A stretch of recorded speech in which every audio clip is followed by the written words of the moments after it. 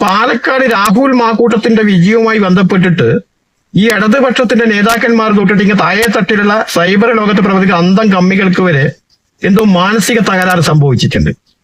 ഇവറ്റകൾ പറഞ്ഞു നടക്കുന്നത് രാഹുൽ മാക്കൂട്ടത്തിന്റെ വിജയം വർഗീയവാദികളുമായി സഖ്യമുണ്ടാക്കിയിട്ടുള്ളതാണെന്നും ഇവറ്റകൾ അവിടെ വിജയിച്ചത് മതനിരപേക്ഷത ഉയർത്തിപ്പിടിക്കുന്ന ജനങ്ങളുടെ വോട്ട് കൊണ്ട് മാത്രമാണ് ഞങ്ങൾ വിജയിച്ചതെന്നൊക്കെ ഈ വർഗങ്ങൾ ഒട്ടും ഉളുപ്പും നാണവും മാനവും ഇല്ലാതെ പച്ചക്കളവുകൾ, ശുദ്ധ അസംബന്ധം, വിവരക്കേടിങ്ങനെ വിളിച്ച് പറയുന്നത്.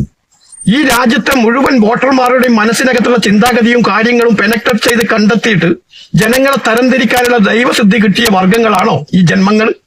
ഏത് ബോധ്യത്തിന്റെ അടിസ്ഥാനത്തിലാണ് ഇതുപോലെ പച്ചക്കളവുകൾ പറയുന്നത്? ഞങ്ങൾ ഏതെങ്കിലും ഘട്ടത്തിൽ ജമാഅത്ത് ഇസ്ലാമി ആയിട്ടോ അല്ലെങ്കിൽ ഈ SDP ആയിട്ടോ സഖ്യമോ മുന്നണിയോ ഉണ്ടാക്കിയിട്ടുണ്ടോ? ഉണ്ടെങ്കിൽ ആ തെളിവ് അടിസ്ഥാനത്തിൽ നിങ്ങൾ ആരോപണം ഉന്നയിക്കണം. അല്ലാതെ നിങ്ങൾ പരാജയപ്പെട്ടതിന്റെ ജാള്യത മറച്ചു വെക്കാൻ വേണ്ടി നിങ്ങളെയൊക്കെ തലച്ചോറിനകത്ത് ഉദിക്കുന്ന പച്ചക്കളവുകളും ശുദ്ധ അസംബന്ധവും വിളിച്ച് പറയല്ല വേണ്ടത്.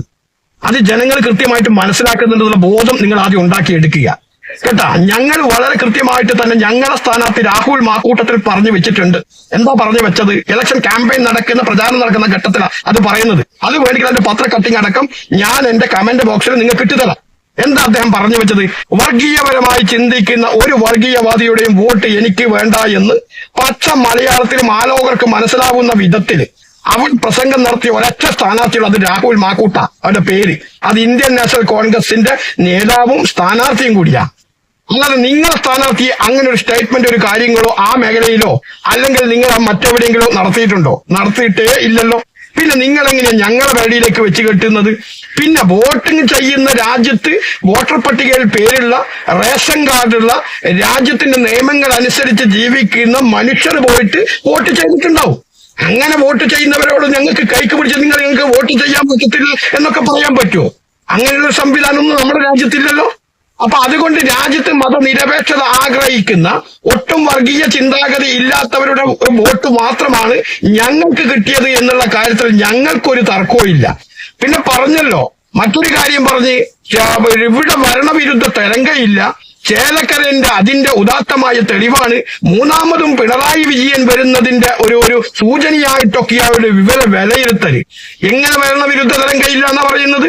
39,000 വോട്ടിന്റെ ഭൂരിപക്ഷത്തിൽ വിജയിക്കുന്ന ഒരു മണ്ഡലത്തിൽ 12,000 വോട്ടോളം ലീഡ് കുറച്ച് കൊണ്ടുവന്നിട്ട് അതൊന്നും ഇവരുടെ ഭരണവിരുദ്ധ തരംഗമല്ല എന്നൊക്കെ പറയുമ്പോ അത് നിങ്ങൾക്കല്ലാതെ മറ്റാർക്കവിടെ പറയാൻ കഴിയുക?